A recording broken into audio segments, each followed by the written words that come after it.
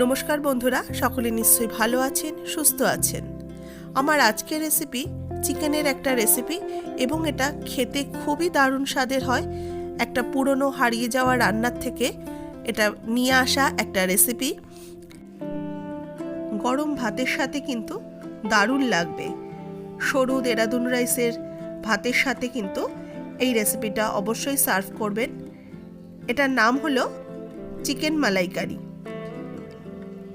খুব অল্প ইনগ্রেডিয়েন্টসে নামমাত্র উপকরণ দিয়ে তৈরি করা। আপনারা দেখবেন নিজেদের ঘরেই কিন্তু এই উপকরণগুলো থাকে, যেটা দিয়ে কিন্তু এই দারুণ স্বাদের চিকেন মালাইকারিটা তৈরি হয়ে যাবে।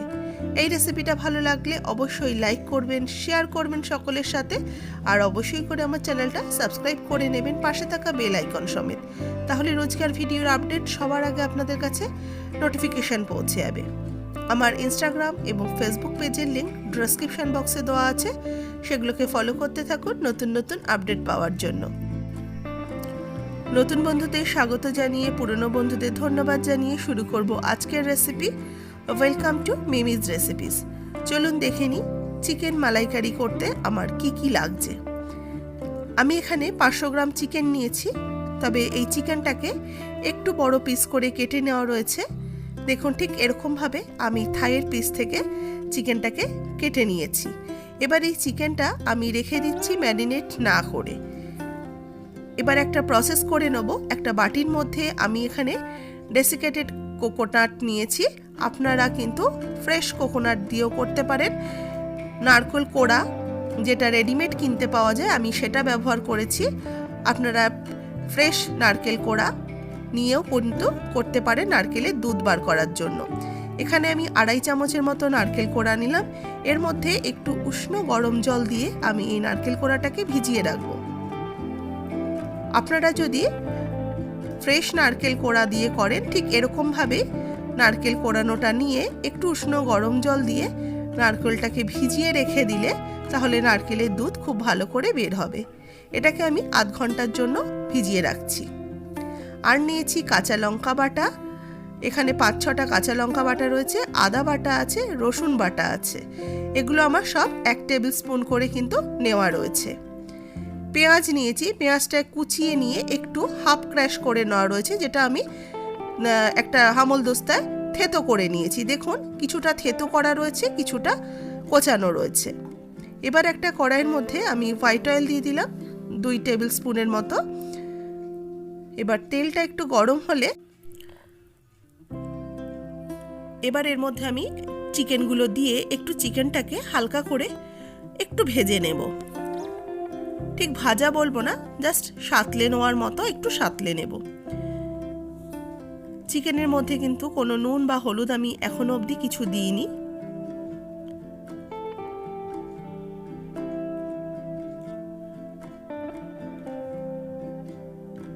এবার একটু সামান্য নুন দিয়ে দিলাম।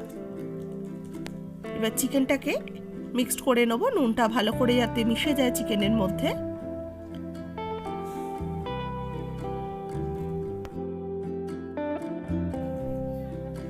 এবার চিকেনটা একটু ঢাকা দিয়ে হতে দেব। মিনিট 3-4 ঢাকা দিয়ে রেখেছিলাম। ঢাকাটা খুলে নিয়েছি। চিকেনটাকে একটু উল্টে দিচ্ছি। একটা সাইড একটু হালকা করে ভাজা হয়ে গেছে, আরেকটা পিঠ আমি উল্টে চিকেনটাকে হালকা করে ভেজে নিচ্ছি। আবারও এটাকে আমি ঢাকা দিয়ে দেব মিনিট 2-1 জন্য।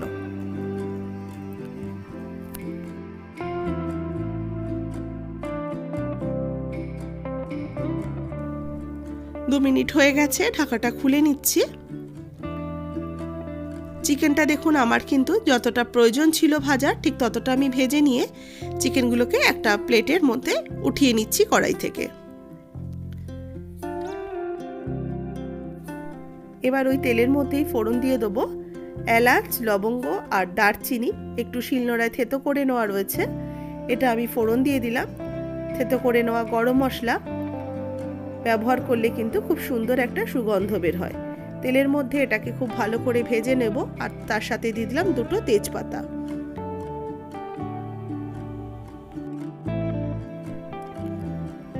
ফোড়নটা একটু ফ্রাই হয়ে গেলে দিয়ে দিচ্ছি থেতো করে রাখা হাফ ক্র্যাশ পেঁয়াজের কুচিগুলো। এবার পেঁয়াজটা দিয়েও ভালো করে একটু নাড়াচাড়া করছি। এটা মিক্সিতে কোনোভাবেই দেবেন না, তাহলে একদম পেস্ট হয়ে যাবে। এবার আমি হাফ টিস্পুন চিনি দিয়ে দিচ্ছি। চিনিটা দিলে খুব সুন্দর একটা রঙও আসবে এবং এটা খেতেও বেশ সুস্বাদু হবে। ভালো করে নাড়াচাড়া করে নিচ্ছি। চিনিটা দিলে কিন্তু পেঁয়াজও খুব তাড়াতাড়ি ভাজা হয়ে যায়।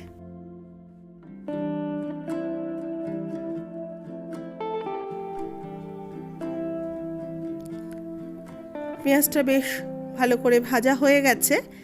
এবার দেখুন পেঁয়াজটাতে সুন্দর একটা রঙও এসে গেছে।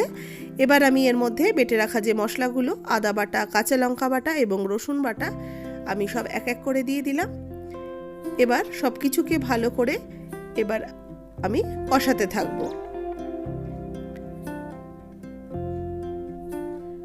মশলাটা যতক্ষণ না কাঁচা গন্ধ চলে যাচ্ছে ততক্ষণ ভালো করে মশলাটা কষিয়ে নেব।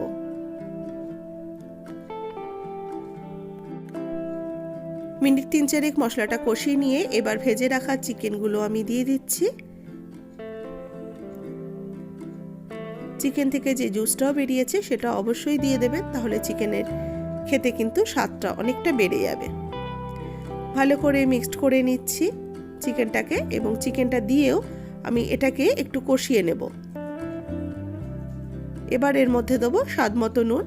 চিকেনের মধ্যে একটু নুন দেওয়া রয়েছে, সেই জন্য সেটা বুঝে দিতে হবে। আর দিচ্ছি 1 টেবিল স্পুন ধনের গুঁড়ো। এর মধ্যে আর অন্য কোনো মশলা যাবে না, শুধু এই ধনের গুঁড়োটাই যাবে। এবার এটাকে আবারও আমি একটুখানি সব মশলাগুলো দিয়ে কষিয়ে নিচ্ছি। চিকেনটা যেহেতু আমি একটু সাঁতলে নিয়েছি সেই জন্য খুব তাড়াতাড়ি হয়ে যাবে, খুব তাড়াতাড়ি সফট হয়ে যাবে, বেশি সময় লাগবে না। এবার ঢাকা দিয়ে দিলাম। মিনিট 5 পর ঢাকাটা খুলে নিচ্ছি।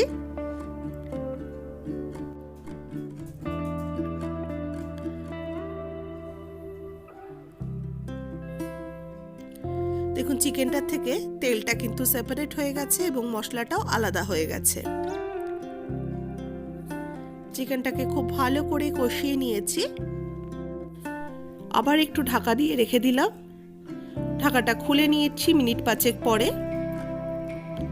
দেখুন এটা বেশ আমার অনেকটাই হয়ে গেছে, ভালো করে কষানো হয়ে গেছে। এবার যে নারকেলের দুধটা আমি ভিজিয়ে রেখেছিলাম সেটা ছাঁকনি দিয়ে ছেঁকে আমি প্রথমে পাতলা যে দুধটা সেটা দিয়ে দিচ্ছি। এটা কিন্তু নারকেলটাকে আমি কিন্তু চিপে রসটা বার করিনি, জাস্ট যে জলটা দিয়ে করেছিলাম সেই জলটাই কিন্তু আমি ছেঁকে দিয়ে দিচ্ছি। এবার এটাকে ভালো করে মিক্সড করে নেব। নারকেলের যে অংশটা ছাঁকনির মধ্যে রয়েছে সেটা কিন্তু ফেলে দেবেন না, সেটা হবে আমার সেকেন্ড মিল্ক।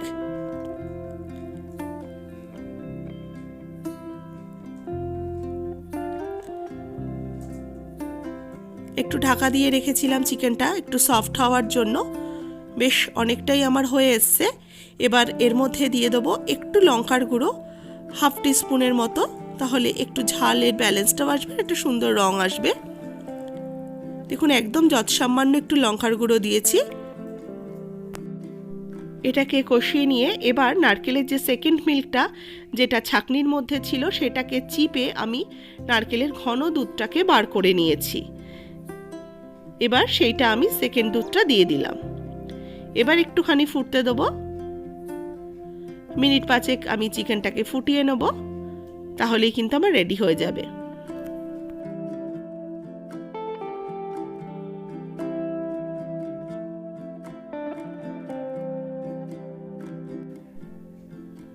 চিকেনটা ভালো করে ফুটে গেছে। এবার এর মধ্যে আমি দিচ্ছি গরম মশলা বাটা, যেটা আমি গরম মশলাটা বেটে নিয়েছি, এলাচ, লবঙ্গ আর দারচিনি, এটা আমি দিয়ে দিলাম। গরম মশলা বাটিটা ধুয়ে অল্প একটু সামান্য জল দিয়ে দিয়েছি। দেখুন এটা একদম কমপ্লিট হয়ে গেছে। গরম মশলা দিয়ে আর বেশি ফোটাবো না, গ্যাসের ফ্লেমটাকে অফ করে দিয়ে আমি এটাকে সার্ভ করে নিচ্ছি।